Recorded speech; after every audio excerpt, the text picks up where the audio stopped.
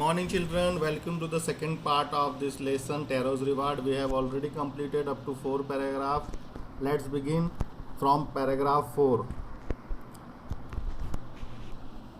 Then suddenly Taro stopped chopping. What was that sound he heard? Could it be possibly be rushing water?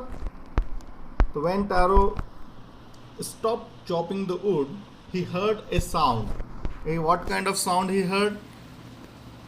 He heard the sound of rushing water. Rushing water means flowing water. बहते हुए पानी के आवाज़ वो सुनता है और फिर लकड़ियाँ काटना वो स्टॉप कर देता है. Taro could not remember ever seeing or hearing a rushing stream in that part of the forest. Taro ने कभी भी जंगल के उस हिस्से में इस तरह के पानी की आवाज़ नहीं सुनी थी. Means Taro never heard the rushing stream in that part of the forest. He was thirsty. The axe dropped out of his hands and he ran in the direction of the sound.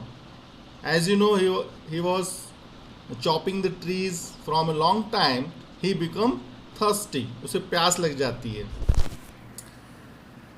The axe dropped out of his hands and he ran in the direction of the sound. कुल्हाड़ी उसके हाथ से गिर जाती है और वो पानी को ढूंढने के लिए उस डायरेक्शन में भागता है. तो when he heard the sound of the rushing water in that part of the forest, at that moment he was very thirsty, and to quench his thirst he ran in the direction of that rushing water. Now come to this paragraph 6. Taro saw a beautiful little waterfall. Waterfall का मतलब होता है झरना. तो Taro saw a beautiful little waterfall hidden behind a rock. तो जैसे ही Taro उस जगह में पहुंचता है वो देखता है कि एक बहुत ही सुंदर सा झरना उसे चट्टानों के पीछे दिखाई दे रहा है. Kneeling at a place where the water flowed quietly. और जिस जगह से पानी बह रहा था वहाँ पे वो अपने घुटनों के बल बैठ जाता है. He cupped a little in his hands and put it to his lips. वो अपने हाथों को कप जैसा शेप देता है और उस कप जैसे शेप में अपने हाथों में पानी लेता है और उसे फिर अपने ओंठों से लगाता है. मतलब पानी पीता है, वो हाथों की मदद से पानी पीता है. Was it over or was it shake? Was it water or was it shake? क्या ये पानी है? क्या ये साकी है? वो अपने आप से क्वेश्चन पूछता है, अरे ये पानी है कि साकी है? He tasted it again and again. वो उसे बार बार टेस्ट करता है. And always it was the delicious sake instead of cold water. और बार बार उसे ऐसा ही महसूस होता है कि ये पानी नहीं है, ये ठंडा पानी नहीं है, बल्कि बहुत ही स्वादिष्ट साकी है. इंस्टीड ऑफ मतलब के बदले. Now come to the paragraph 7. Taro quickly filled the pitcher he had with him and hurried home. The old man was delighted with the sake.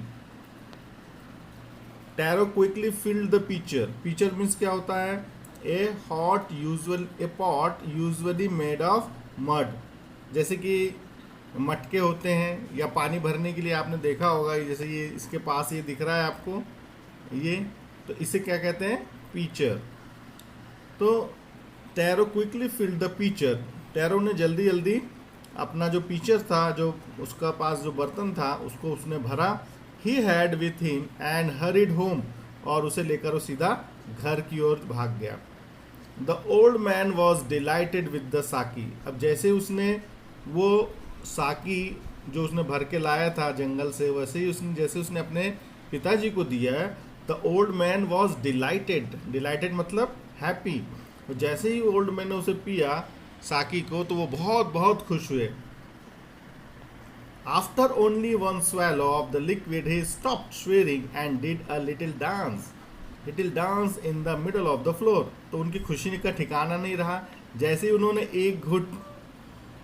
एक स्वैलो किया, स्वैलो मतलब उन्होंने जब एक घट का उस लिक्विड का, तो उनकी जो ठंड थी, शिवरिंग, शिवरिंग मतलब क्या होता है, ठंड लगना, तो उनको ठंड लगना बंद हो गया और इस खुशी में वो फ्लोर में डांस करने लगे।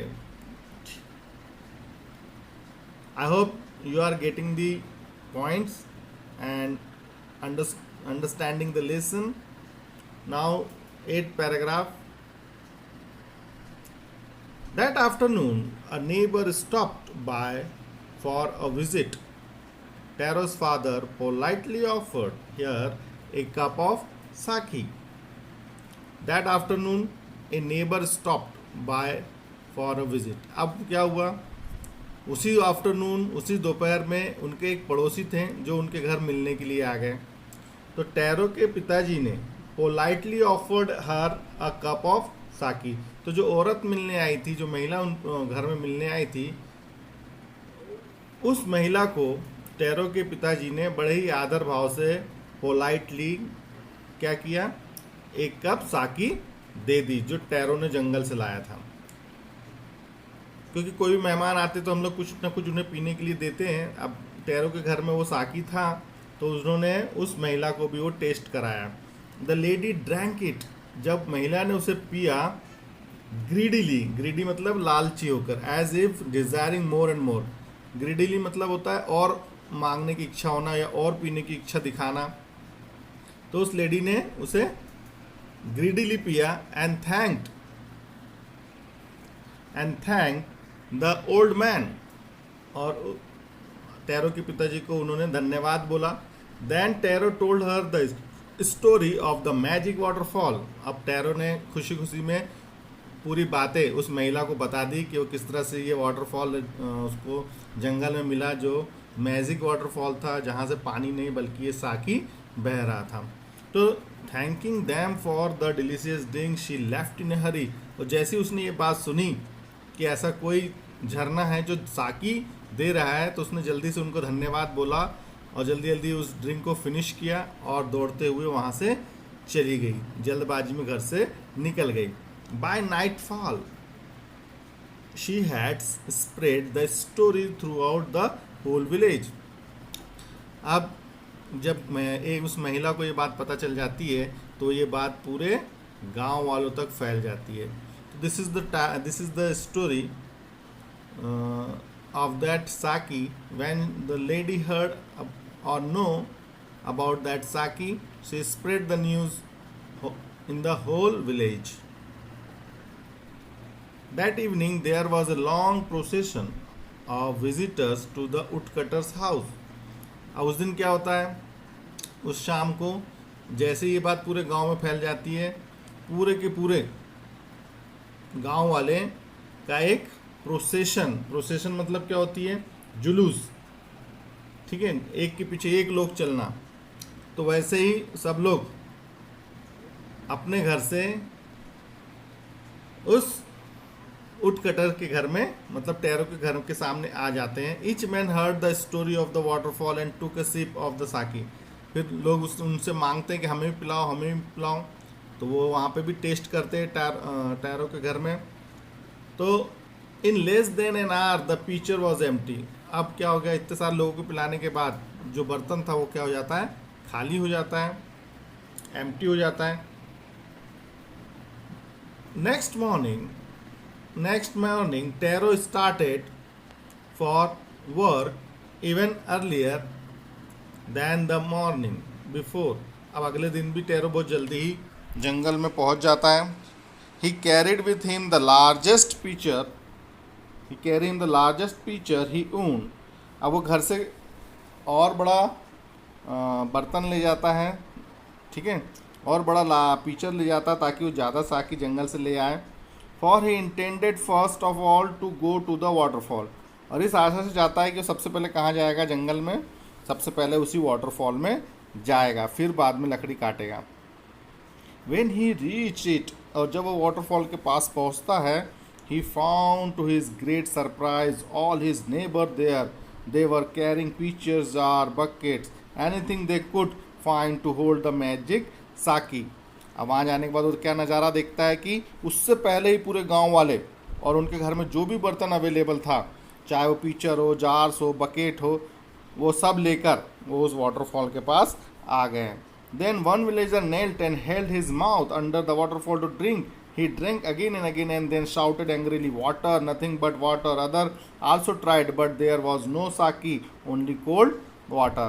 फिर एक गांव वाले ने जब उस वाटरफॉल का पानी पिया तो उसने महसूस किया कि ये कोई साकी वाकी नहीं है, ये तो सिंपल सा पानी है। वो गुस्से में ये बात बोलता है कि कोई साकी नहीं है, ये सब सिंपल सा पानी है। देखिए, this is the scene of the village. We have been tricked. हमें क्या किया गया है? फंसाया गया है, ट्रिक किए गए हैं हमारे साथ। ट्रिक मतलब यहाँ पे लिखा है डिसीव, मतलब किसी ने हमें धोखा दिया है। वी हैव बीन ट्रिक्ड, हमें धोखा दिया गया है। शाउटेड द विलेजर्स, गांव वाले चिल्लाते हैं, वेयर इज टैरो, टैरो कहाँ है? Let us drawn him in this waterfall. अब उनको इतना गुस्सा आ जाता है कि वो बोलते हैं कि लाओ टैरो को पकड़ के उसे इसी झरने में डुबाएंगे। But Taro had been wise enough to sleep behind a rock. लेकिन टैरो भी ये नज़ारा देख रहा था और टैरो बहुत ही समझदार था। वो ये सब चीज़ें एक चट्टान के पीछे से छुपकर देख रहा था। When he saw how things were going, he was nowhere to be found. जब उसको ये पता चल गया कि क्या हालत बन रहे हैं और लोग क्या चाह रहे हैं, तो वो वहाँ पे क्या हो गया? किसी को भी मिला नहीं, वो छुप गया।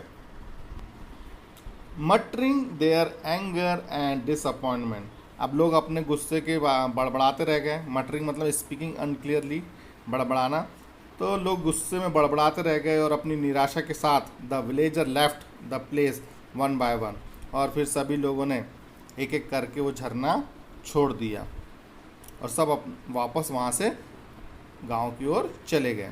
Tarot came out from his hiding place. और जब सब चले गए तो टैरो अब जहाँ छुपा हुआ था वहाँ से वो निकल आया। Was it true? He wondered, क्या ये सही बात है? उसे भी आश्चर्य हो रहा था, कल तक तो ये झरना साकी दे रहा था, आज कैसे पानी देने लगा? तो वो अब पूछता है अपने आप से कि क्या ये सच बात है, ये कैसे हो गया? वॉज द साकी अ ड्रीम? क्या साकी एक सपना था? Once more he caught a little liquid in his hand and put it into his lip, it was the same fine sake. फिर उसने चेक किया, उसने फिर झरने से एक कप अपने हाथों के कप बनाकर पानी उसको टेस्ट किया। तो टेस्ट करने के बाद उसे क्या लगा? अरे ये तो बिल्कुल वैसा ही है जैसा कल था, बिल्कुल साकी जैसा ही लग रहा है। To the thoughtful son the magic waterfall gave the delicious sake, to everyone else it gave only cold water. To the thoughtful son the magic water gave the delicious sake, क्योंकि वो एक ईमानदार, विचारशील लड़का था, इसीलिए उसने क्या किया कि बड़ी ईमानदारी से अपना वो काम करता था। तो इसी के पारितोषिक देते हुए नेचर ने उसे क्या दिया? साकी दिया। और बाकी सब लोगों को क्या दिया? क्योंकि सब लोग लालची थे, सब लोग अपने मतलब से आए थे, इसलिए सिर्फ सब लोगों को क्या दे रहा था? वो सिर्फ cold water. The story of Taro and his magic waterfall reached the Empire of Japan. He sent for the young woodcutter and rewarded him with 20 pieces of gold for having been so good and kind. अब ये कहानी क्या हो गई? Empire of Japan मतलब Japan के जो राजा थे, शासक थे, वहाँ तक पहुँच गई। राजा तक ये बात पहुँच जाती है। तो राजा को जब ये सब बातें पता चलती है तो वो वुडकटर को बुलाता है, टैरो को बुलाता है और उसे 20 पीसेस ऑफ गोल्ड मतलब 20 सोने के सिक्के एक तरह से वो देता है, क्योंकि वो बहुत ही इस बात से खुश होता है कि टैरो जो है वो बहुत ही अच्छा इंसान है और बहुत ही दयालु इंसान है। इस उसकी मेहनत के लिए वो राजा उन्हें क्या करते हैं? 20 सोने के सिक्के देने की घोषणा करते हैं। Then he name the most beautiful fountain in the city after Taro, और वो उसी शहर का नाम टैरो के नाम पर रख देते हैं। और उस जो फाउंटेन का नाम होता है Then they named the most beautiful fountain in the city after Taro. ठीक है, तो टैरो के नाम से उस सुंदर से झरने का नाम रख दिया जाता है.